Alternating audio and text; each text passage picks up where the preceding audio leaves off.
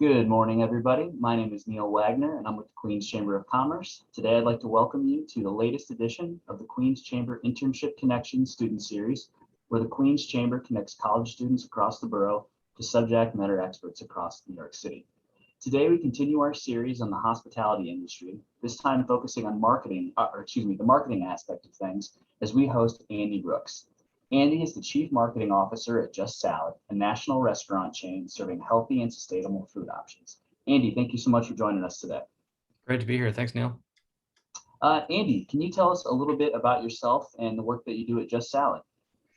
Yeah, sure. So I'm the Chief Marketing Officer at Just Salad. As you said, we're a national restaurant chain. And I am responsible for two really big aspects of the business. One is the marketing and brand aspect of things, and the other is the product things. And usually when I say product, people will instantly leap to like, what's in your salad? But we have a whole culinary team for that. So product being, what's the customer experience online, on our online ordering channels, on our third-party partners like Uber Eats and Grubhub, and our mobile app too, and also our I touch in store as well. What's that experience like when you're there? So those two form a pretty broad remit, and I've got an excellent team to help me out with that as well. So I'm not alone in that journey. But yeah, that's broadly my role. I've been with Just Salad since the summer. Actually, I'm a recent joiner. I joined at the height of the pandemic. And it's been an incredible ride so far. That's great to hear. So can you tell us a little bit about how you got started in marketing? Is it something that always interested you? Yeah, that's a really good question. I really like marketing because it is the intersection of creativity and analysis and quantitative thinking. I would say that I'm pretty good at both and not a master of either. So it's a good place to be in. And it's really about translating the two. You can't really have one without the other. So it's actually, as an undergrad, I was an economics major. And the part of that I really liked is the social science aspect, understanding, consumer behavior, things like that. So it's interesting. I kind of stumbled into it. As an economics major, I thought I would go into banking, but it turns out that wasn't quite creative enough for me. And so I kind of found my way into it by being the young gun. And, I started out, they said, oh, hey, you're young. We're trying to figure out what to do on Twitter and Facebook. So can you, help us out there and do some competitive analysis and that sort of thing? So I said, yeah, sure. You bet. Turns out it was a really good match for my skill set. And then I was able to transition into the world of ad agencies. So that was pretty exciting. So I wouldn't say that I set out. I was like, when I was 18, I was like, I'm going to be a CMO of a restaurant chain. I had no idea, but I knew kind of the aspects that I like, which is, thinking about consumer psychology, the economics of incentives, and that sort of thing. So, yeah, it was interesting just kind of following the leads that were presented to me and kind of making sure to jump on opportunities as they came up. And it brought me in all sorts of ways, but here I am. Fantastic. So I'm sure a lot of people watching this have heard, CMO before, Chief Marketing Officer, but they maybe don't know what that job actually entails or what your day-to-day looks like. Can you speak a little bit to those things? Yeah. So on a day-to-day basis, I'm thinking about a lot of different things. So CMO, it depends on what type of organization you're in. I'm thinking about quite a few things at once because I have a broad remit of both product and brand. So I'll start with the brand side. We are in the midst of repositioning ourselves. So making sure that people understand our sustainability aspects just as much as they understand that we provide a great, healthy option for lunch and dinner.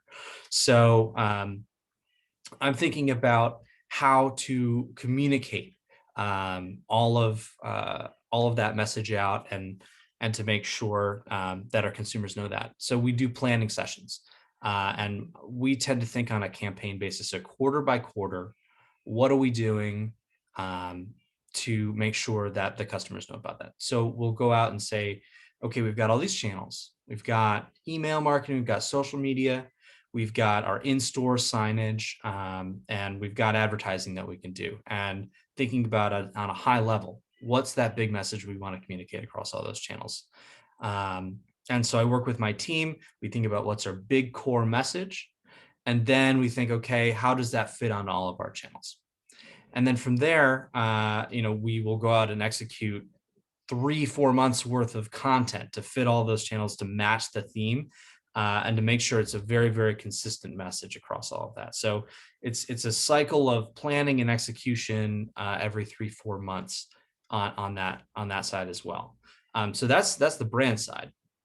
Then on the product side, kind of really switching different parts of my brain, right? It's thinking about how do we improve the customer experience, make sure that our brand comes through in our product and that people are converting. And this is much more of the quantitative marketer part of it too. So thinking about what's our optimal pathway for conversion once they get onto the website. How do you make sure that conversion is as best as possible? So working with an analytics team to go in and diagnose what parts of our website are converting the best.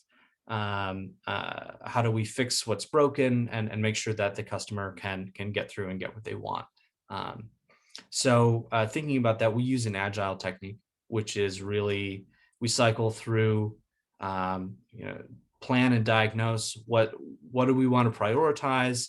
We'll go and fix it. We'll test it with users, and then we'll launch it out. And we do that on a pretty quick, tight cycle where we have a lot of these priorities. So it's a dual remit. It's pretty big. Some organizations, the CMO will just focus on the advertising part of it. And sometimes it'll focus just on, customer research, product development, that sort of thing. It really depends. So that's my general day-to-day though. It's quite a lot. Yeah, it sounds like it. So we're doing this, in April of 2021. Obviously, it's been a crazy time for the whole world. A lot of things have changed. How has COVID changed or impacted the marketing industry over the last year? And what have you seen that's changed? Yeah, I love this question, and it kind of speaks again to that product element.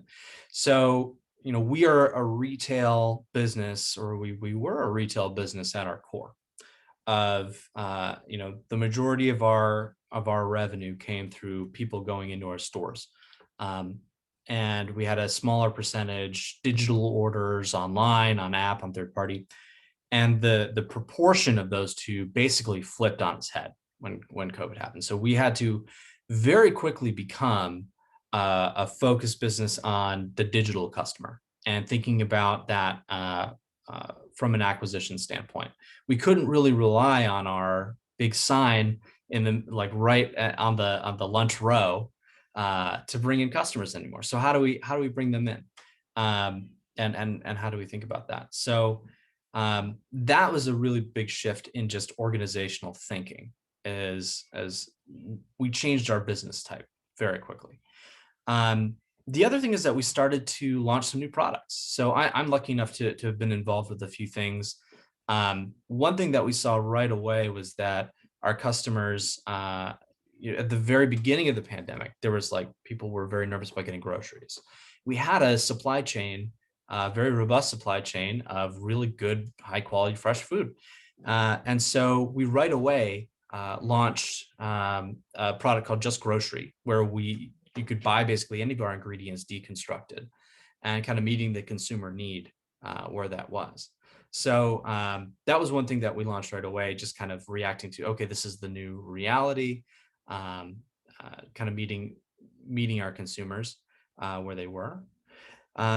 Then actually that business kind of evolved a little bit, and we launched a meal kit service based on what we were hearing customers. Meal kits were becoming very, very popular during the pandemic. We said, okay, great. We've got this amazing, robust supply chain. We've got an online ordering system. All we have to do is put together the meal kits and send it out. So we developed a product called Housemade, and we launched that as a sub brand. So that was a big branding endeavor that we took on. But again, just kind of listening to our customers, seeing what they wanted, and providing that to them. A big difference between pre-COVID and now is the way that we hear what customers want. So before, we could go into the store, and our CEO is known to do this. He'll go into a store and tap a customer on the shoulder and say, "Hey, how's it going?" Strike up a conversation. Really learn what do you like, what don't you like, how do you react to this ingredient or this salad, that sort of thing. We very quickly lost the ability to do that. So we had to figure out how are we gonna learn from our customers in this way. And so we brought our customer research digital as well. We started doing having our customers do video diaries, and we would do interviews with them just to make sure we never lost that connection. As CMO, I'm supposed to be responsible for understanding the customer, right? It goes back in college, understanding consumer psychology and incentives and things like that. I'm responsible for understanding the customer. And so we couldn't go and tap them on the shoulder, the height of the pandemic. So we started doing lots of video calls with them too. So it's been an interesting transition, and now we're seeing things flow back. And we're really excited for people to go back in office. And because that's where the majority of our stores are located, is right on the street beneath the office. We've got great real estate. So one thing we're hoping to do is take what we've learned about being a digital business in the past year and continue on with that practice, and then also continue to leverage what we're doing, what we were really good at pre-pandemic too. And so I hope that answers your question. It's quite a bit. No, that was perfect. So how do you see, or what lessons would you say that you've learned over the last 6 months or year that you think you guys can kind of take with you moving forward? I know you spoke a little bit to that, but is there anything else you'd like to add? In terms of lessons, really just thinking about our digital business as an e-commerce business, and really treating that, taking the discipline of a direct-to-consumer business and translating that into what we're doing as a restaurant, and making sure we're tracking the right metrics, and making sure we're looking at the business in that way, rather than we're mainly in store and we've got this online. We've got an app for people that are our regulars. It's not like that anymore. It's like, how do we get more people onto our app? How do we get more people onto our digital platforms? And making sure that they've got a great experience through it. It's no longer an afterthought. So that's like a really big takeaway from that. Yeah. Fantastic. So one question I always like to ask on this is, if there's one piece of advice you could give to Andy back when he was in college or about 20 years old, what's something you tell him? That's a fantastic question. Buy Amazon stock. No, you can tell college age Neil that too. In all seriousness, there's one thing that one of the most valuable things that I've done throughout my whole career, because I've had kind of a weird path, and I've been pretty good at following the leads as they come up and taking the opportunities as they come up. But one thing that has made that much easier is developing the skill of networking. And so I am not a natural networker. I'm actually a fairly shy person, if you can believe it. Networking conjures up this image of going to a cocktail hour and passing around business cards, and that is like my nightmare. I really am not good at that. It makes me nervous. I don't like doing it. And so one thing that I practiced over the years is, finding a mode of networking that I'm really comfortable with. So I'm much better doing like coffee chats and just going on little professional dates with people and networking that way. But all of the opportunities through my career have really come through networking. I don't think there's a single job. I never got a job applying through a website in my whole career, and I've had a number of jobs. it always came from networking and talking to people and getting to know them and going in through the back door. So if I could give my 18-year-old self any advice, it would be, don't be shy about networking and practice this thing. So it is a skill. Like any other skill, you learn the skill of marketing analytics, you can learn the skill of being a good creative, photography, of, branding and graphic design, all these great things. It's a skill to network like any of those things. And you have to practice it and take it from someone that's not a natural. I had to practice a lot. So the advice I would give is, don't underestimate the power of networking. It's your best tool that you can do, and anybody can do it. When you do go out and network, have a goal in mind. Figure out what you want to ask this person for before you go in. So usually that's one of two things. One is I want a referral to the company you work at, which is very standard, and people are eager to do it. And if it doesn't end up being the right fit, the other goal would be, can you introduce me to 3 other people that you think might work or might be a good fit for me? And, maybe one of those 3 people will actually come through and respond, and you'll make it through. But yeah, just going in with a goal in mind is very useful. I've taken a lot of networking calls from students, and they're just a bit lost. And I can't help them find the direction that they need. But I can help them with like a job referral, or I can help them with an introduction.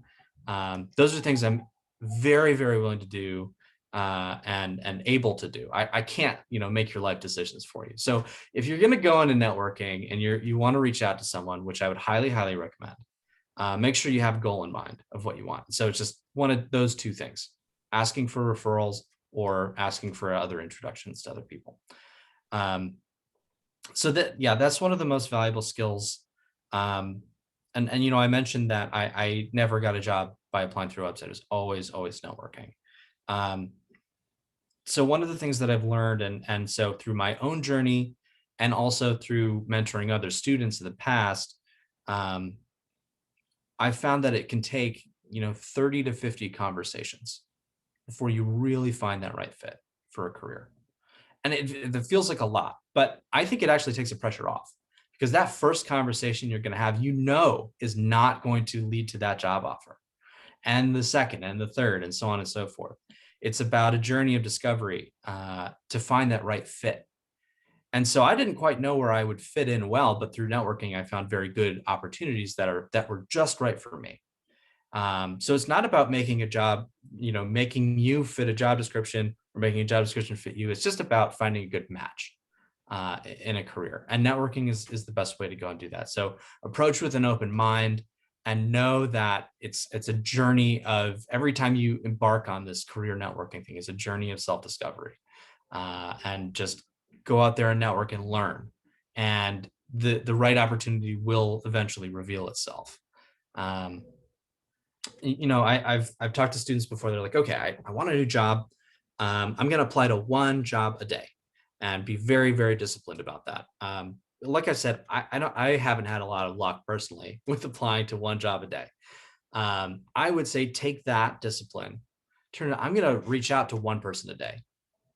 And I'm going to just say, tell me about your career. What advice do you have? Tell me about marketing or whatever it is you're interested in. And that's your one a day thing. And that will get you really, really far. So how can I sum this up? 18-year-old Andy, don't be shy about networking. It's a skill that takes practice. Have a goal in mind, and understand that you're not going to necessarily know where you're going to end up at the beginning. So those are like the big 3 points from that. And that has nothing to do with marketing.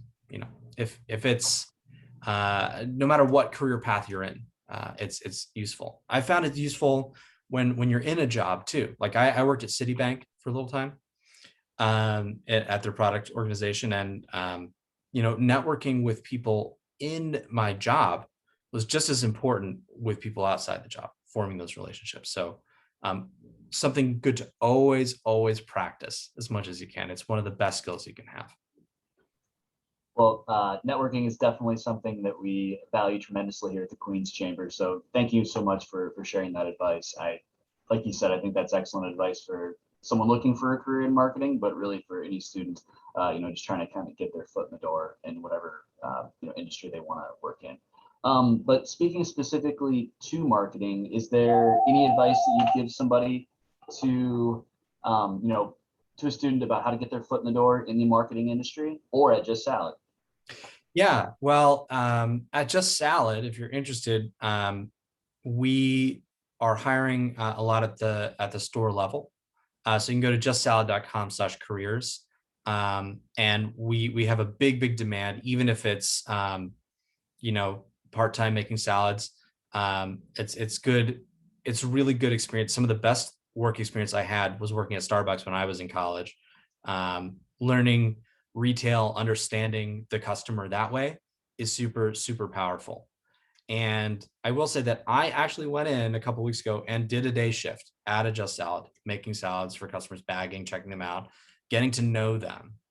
It's one of the best tools you can have to empower you as a marketer, to understand your customer. And there's absolutely no substitute for being there in person and looking someone in the eye and understanding them, because there's so much you can't pick up through a survey. So I would really encourage that experience. If you're interested in CPG, if you're interested in hospitality or service at all, go do the retail job.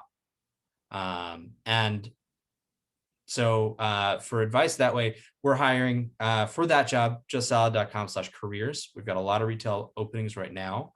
And we do promote from within. So when we look for people at Just Salad, we look internally first. And one of the biggest examples is that our chief operating officer started out as a cashier, and now he's running the entire operations organization. Same with our director of culinary, started out as a line chef. So, he was chopping lettuce, and now he's designing all of our culinary and doing the culinary direction of our entire company. So we're folks that like to hire from within, and understanding the customer and understanding the way that the business works is a really good leg up to making that happen. So I would say, nothing is beneath you, and nothing's beneath me. I went in and did that myself. I was bagging, I was taking customer complaints, I was, making smoothies. So it's very important experience to get. And if you don't have that and you're interested in hospitality, it's a must do. Does that answer the question? Or Yeah, that was perfect. Absolutely perfect. So now we'll just quickly transition into a couple of questions that we've had people send in. The first question that we have here is, do you recommend students getting an MBA before jumping into the marketing world? So I have an MBA, and I was in the marketing world before that. An MBA is a really great tool if you want to switch your career or advance your career within a larger organization. I took kind of an offbeat path, which was I got my MBA and was interested in entrepreneurship. Not a ton of people do that, but that's what I wanted to do with my MBA, was start an ad agency. So I was working at ad agencies before, and I wanted to start an ad agency after. So I took that and applied it to that specific thing. But there's no prerequisite for an MBA to get into marketing.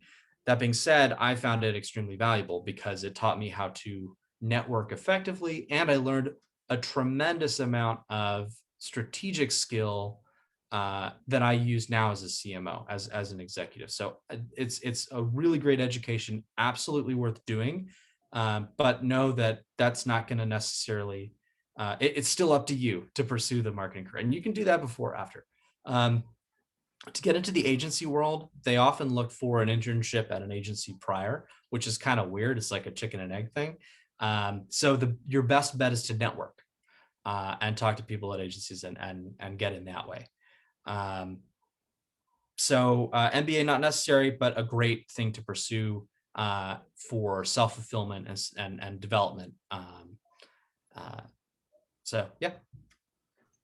All right, awesome. Next question, is there a particular marketing campaign or project you've worked on in the last year that you're particularly proud of? I love this question. So actually, at our forthcoming campaign at Just Salad is one that I'm probably the most proud of that we've done so far, because we took the time to reposition the brand. Our new brand positioning is Eat with Purpose. And we're really leaning into the fact that not only, of course, salad is good for you, and it turns out it's good for the planet too. And really making sure that people know that by eating at Just Salad, you're supporting a company that it goes above and beyond in terms of sustainability and sustainable choices, and that you can be a part of that sustainable community too. So some of the content coming out of that campaign is some of the proudest that I've done. Another one, so Earth Day is tomorrow. So one thing that we're running is that we have a climatarian menu, a menu devoted to people that want to eat low impact and make sure that their food choices impact their environmental footprint. Tomorrow for Earth Day, we're doing a big celebration where our price of all of those climatarian items are not only discounted, they match the carbon footprint of those items. So we've carbon labeled our entire menu. And so you can go on and see like what the carbon footprint of each salad is, each ingredient is at Just Salad. So tomorrow for Earth Day, for example, if a salad is 4 kilograms carbon dioxide equivalent, it'll be $4. So again, making it, I'm particularly proud of this because it does a few things at once. It helps educate people, this is a carbon label and this is what it means. And this is, you can feel less of an impact in how much you're paying. So that's our big promotion tomorrow. We actually did it back in the fall as well for Climate Week, and it was a really big success. So we're doing it again for Earth Day. But check that out. We've got some really reasonably priced salads and low impact salads tomorrow for that promo. But it's one that I'm particularly proud of. One of the reasons why I joined Just Salad is because it has given me the opportunity to make an impact environmentally. People don't necessarily always associate food or retail with the environment, but actually it's just below 30% of greenhouse gas emissions come from our food system. It's a huge way that we can make a difference as individuals to that. And, a lot of it, the plastics industry is a big contributor, things like that. Those are a little outside of consumer control. The one thing that you can change is what you eat. That's a choice you make 3-4 times a day. And so being a part of leading that change was really inspiring to me. So, whenever we think about environmental initiatives, that makes me particularly proud. So our forthcoming campaign, Earth Day tomorrow, really cool promo, matching the price to its carbon footprint. That I'm super proud of that. Thanks for that question. Yeah, thank you for whoever asked that question. And Andy, that sounds like a really cool campaign. I want to check that out. Yeah, tomorrow only on orderjustsalad.com and the app. Okay, fantastic. All right, last 2 questions here. As Chief Marketing Officer, how involved are you in product development? So I'm very involved in product development, but that can be an unusual remit. So not all CMOs are there doing that. So I help personally develop the meal kit that we have, and we picked the packaging and we did the branding and we did the brand positioning. But also we're an involved enough organization where I can say like, that doesn't taste good. Can you swap out the mushrooms for the tofu? It may not always happen, but I can go in and do that. Product development, meaning, our online experience, that is well within my remit. And so that's something I'm thinking about every day is how do we improve the customer experience from that standpoint. So I'm extremely involved in product development outside of culinary, if that makes sense. But that's not every CMO. That was part of the remit that I have here. Sometimes CMOs are just, they're just in charge of advertising, or they're just in charge of a P&L for a marketing budget, making sure that they're getting ROI on what they're doing. Some are very focused on brand. Some are very focused on managing agency partners that do the work for them. So it's not a very clear cut position in terms of what it is. But you can get, if your ambition is to be chief marketing officer, you can get there in a number of ways. I started off by, being interested in consumer psychology, and that's what led me there. But there are lots of, you can be very good at analytics, you can be very good at creative and branding. There's no one pathway, which is, again, part of why I think marketing is very interesting. Definitely. All right, last question, and maybe the most important. What is your favorite salad at Just Salad? What's my favorite salad? I really like the chicken pita. Okay. We've got really good marinated chicken thigh, and they chop it up in front of you at the salad and they put it on top. It's like it's a beautiful looking salad and it tastes really, really good. It's my favorite. We also have a new cauliflower salad for the season that I just tried. It just came out. It's super good too. I'd recommend that one. Neither of those are on the Climatarian menu though. They're not our lowest carbon footprint salads, but they are very delicious. But a good question. Our menu is pretty good. We take a lot of pride in our culinary. Well, yeah, you guys make a fantastic product. I'm a fan. My whole family's a fan. Andy, this is we're wrapping up here. Anything else you'd like to share with the students? Any words of wisdom or anything else you think that they should know about you or your work at Just Salad?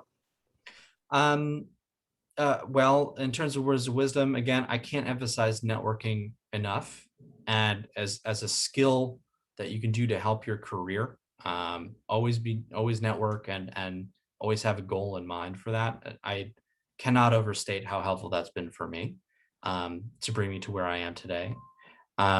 If you're interested in getting involved at Just Salad, go to justsalad.com/careers. Even if it's a summer job at the store, doing retail is a great way to understand the industry and to understand the customer. There's absolutely no substitute for that level of experience. So I wouldn't balk at that opportunity. It's a really, really good one and a humbling one at that. So definitely check that out if you're interested at all. We are hiring like crazy. So check out our Earth Day promo tomorrow too. Those are my big 3 takeaways. Fantastic. Andy, thank you so much for doing this and joining us on the QCIC Student Series. We really do appreciate it. Of course. Awesome. And thank you for watching today. Please stay tuned for more of these events coming up in the coming weeks and months. All right. Thank you, everybody. Take care. Thanks, Neil.